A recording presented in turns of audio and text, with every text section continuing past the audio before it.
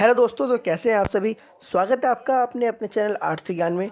आज हम करने जा रहे हैं class 11 political science chapter number 1 constitutions. देखो, बहुत ही सिंप्लीफाइड तरीके से चैप्टर को समझाया गया है और जो न्यूली सिलेबस है सीबीएसई का उसके अकॉर्डिंग है 23-24 के अकॉर्डिंग। ठीक है, इंग्लिश मीडियम का, हिंदी मीडियम का हमारे चैनल पर ऑल्सो अवेलेबल है। हिंदी मीडियम में 3 चैप्टर कंप्लीट हो चुके हैं। इंग्लिश मीडियम की शुरुआत हम कर रहे हैं। आपके एग्जाम पॉइंट ऑफ व्यू से बहुत इंपॉर्टेंट है। अगर आप एग्जाम से पहले इसको देखते हैं तो बहुत ही ईजी तरीके से आपको पूरा चैप्टर समझ आएगा। चलिए बिना किसी देरी के चैप्टर को शुरू करते हैं। अब देखो, जो कॉन्स्टिट्यूशन का देखो होता क्या है, कॉन्स्टिट्यूशन का मतलब क्या है, कॉन्स्टिट्यूशन का काम क्या है, कॉन्स्टिट्यूशन क्या है। तो पहले इंपॉर्टेंट चीज़ होगी कॉन्स्टिट्यूशन है क्या। अगर मैं बोलूँ भैया, तो कॉन्स्टिट्यूशन हमें प्रोवाइड करवाता है क्या, एक फ्रेमवर्क गवर्नमेंट के लिए। कोई सी भी गवर्नमेंट हो, अगर किसी भी कंट्री के अंदर कोई गवर्नमेंट हो, उसको अपना काम करने के लिए, अपना तरीका अपनाने के लिए, उसको कोऑर्डिनेशन करने के लिए एक फ्रेमवर्क की ज़रूरत पड़ती है। फ्रेमवर्क का मतलब एक तरीके से बता दूँ कि अगर जो ने काम करना है उसका शॉर्ट समराइज वे में, तो ये कॉन्स्टिट्यूशन प्रोवाइड करवा। दूसरा क्या है, एक document, set of basic rules और रेगुलेशन का। तो कॉन्स्टिट्यूशन से देखो, जो हमारे कंट्री के अंदर एक जो रूल्स और रेगुलेशन होता है, उसका जो बेसिक लेवल पे जो रूल्स और रेगुलेशन होते हैं उनका एक डॉक्यूमेंट है, सेट ऑफ डॉक्यूमेंट। देखो, ये कोई जरूरी नहीं कि बुक हो, क्योंकि जो कॉन्स्टिट्यूशन होता है आप सभी को पता है कि जैसे हमारे कंट्री को तो बुक है, बट जो और कंट्रीज से ब्रिटेन वगैरह का या फिर किसी और कंट्री का, तो उनमें क्या होता है कि डॉक्यूमेंट्स जो होते हैं वो स्पेसिफाई किए जाते हैं। ठीक है, तो उन डॉक्यूमेंट्स के बेस पर ही उस कॉन्स्टिट्यूशन को डिफरेंट तरीके से बताया जाता है। इसीलिए हम बोलते हैं कि ये सेट है। Regulates the relationship between people and government. तो जो लोग हैं और गवर्नमेंट है, उनके बीच को रिलेशनशिप्स को रेगुलेट करना कॉन्स्टिट्यूशन का काम है। ठीक है, अब ये काम जो डिफरेंट होता है कि हर चीज़ को देखना पड़ता है। अगर कोई लोग है, कोई पीपल है, कोई इंसान है, और एक जो सरकार है, तो उनके बीच को जो रूल्स और रेगुलेशन, मिनिमम लेवल पे जो रूल और रेगुलेशन होने चाहिए, वो सारी की सारी जिम्मेवारी किसकी है, तो कॉन्स्टिट्यूशन की है। हम चुनते सरकार को कॉन्स्टिट्यूशन के बेस पर, और जो सरकार है वो हमारे लिए कार्य तो कॉन्स्टिट्यूशन के बेस पर ही करती है। ठीक है, formation of specification of decision making and power. ठीक है, तो जो डिसीजन मेकिंग होते हैं हमारे कंट्री के अंदर, कौन होता है, गवर्नमेंट। उसको जो फॉर्मेशन है, उसको बनाना है, जो कॉन्स्टिट्यूशन के तरीके से ही बनता है। ठीक है, पार्लियामेंट कॉन्स्टिट्यूशन के अकॉर्डिंग ही चलता है, उसके अकॉर्डिंग ही उसके अंदर सारे काम होते हैं। तो कॉन्स्टिट्यूशन एक बहुत ही मेन प्रोमिनेंट डॉक्यूमेंट है हर कंट्री के अंदर। मैं खाली अपनी कंट्री की बात नहीं कर रहा हूँ, हमारी कंट्री की बात नहीं कर रहा हूँ, जितनी भी देशों के अंदर गवर्नमेंट फॉर्म होती है, चाहे देखो आप डेमोक्रेटिक हो अनडेमोक्रेटिक हो।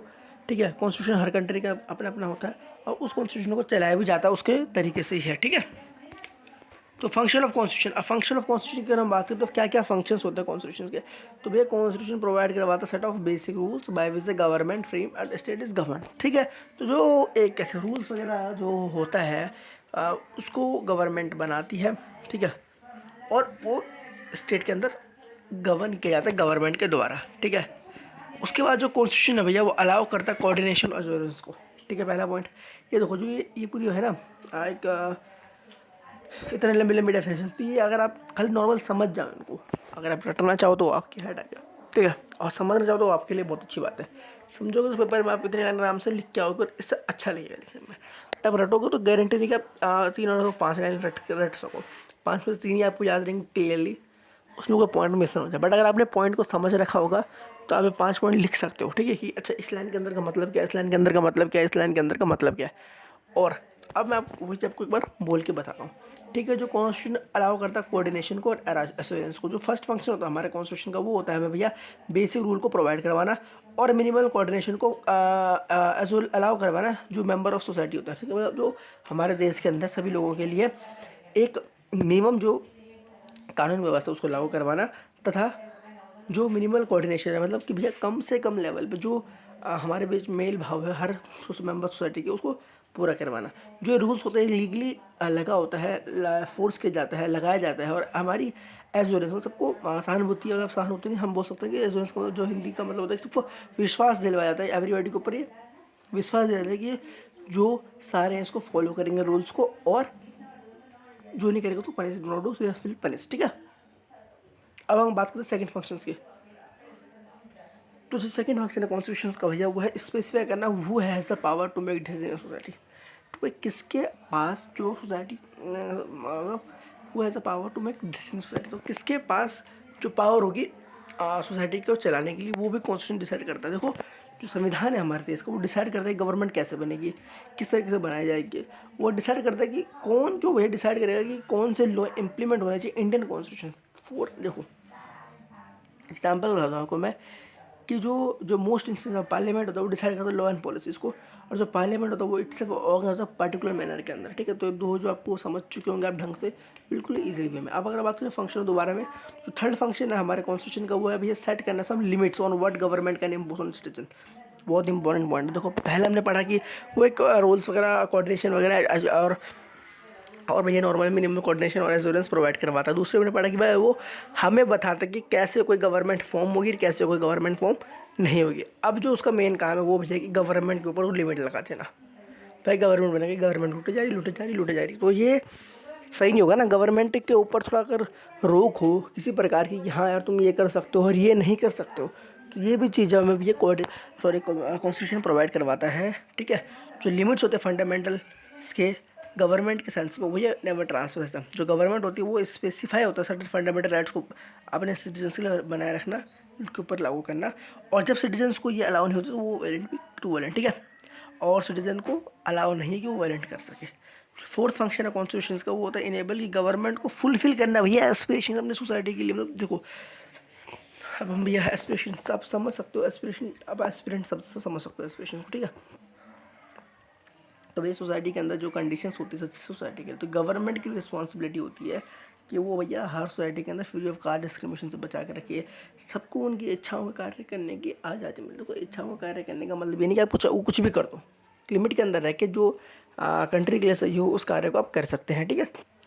अब जो पांचवा फंक्शन होता है कॉन्स्टिट्यूशन प्रोवाइड करता है फंडामेंटल आइडेंटिटी टू पीपल्स।